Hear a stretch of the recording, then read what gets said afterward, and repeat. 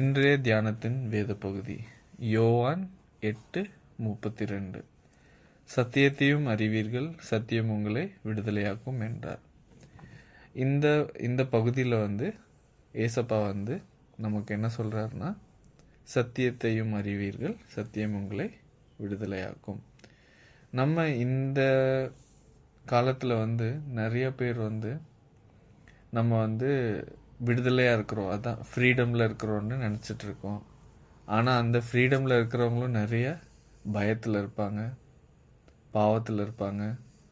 அவங்களோட past wounds அவங்கள ரொம்ப பாதிக்கும். அவங்களுக்கு நிம்மதியாக இருக்காது, சந்தோஷம் இருக்காது. ஸோ இது எல்லாத்துமே நமக்கு வரணுன்னா ஏசப்பா நம்ம வாழ்க்கையில் இருந்தால் மட்டும்தான் நமக்கு இதில் இருந்தெல்லாம் விடுதலை கிடைக்கும். இந்த உலக கொடுக்க விடுதலை ரொம்ப டெம்பரவரி. ஆனால் நம்ம ஏசப்பா கொடுக்குற ஒரு விடுதலை இட்ஸ் எவர்லாஸ்டிங். ஸோ நம்ம இந்த ப்ரோக்கன்னஸ், இந்த சின், இந்த ஃபியர், இந்த டவுட், கன்ஃபியூஷன், இந்த எல்லா பவுண்டேஜஸ்லேருந்து நாங்கள் வெளியே வரணும்னா நாங்கள் ட்ரூத்தை பிடிச்சிக்கணும். அந்த ட்ரூத் வேறு யாரும் இல்லை, நம்ம ஏசப்பா தான். So when we know the truth will set us free.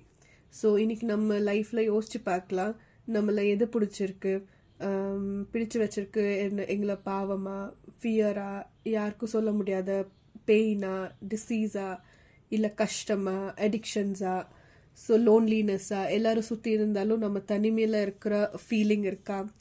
So நமக்கு இந்த பவுண்டேஜஸ்லேருந்து ஃப்ரீடம் வரணும்னா அந்த சத்தியத்தை பிடிச்சிக்கணும். So truth doesn't just inform us, it will transform each and every one of us. So நம்மளுக்கு ட்ரான்ஸ்ஃபார்ம் பண்ணி ஒரு புது ஆள்காக்கி எங்கே இருந்தாலும் எப்படி இருந்தாலும் ஃப்ரீடம் அந்த ஃபீல் கொடுக்குறது ஏசப்பா தான். So let us conclude with a prayer. Lord Jesus, reveal your truth to us, set us free from everything that binds us, and help us to walk daily in your truth. Amen.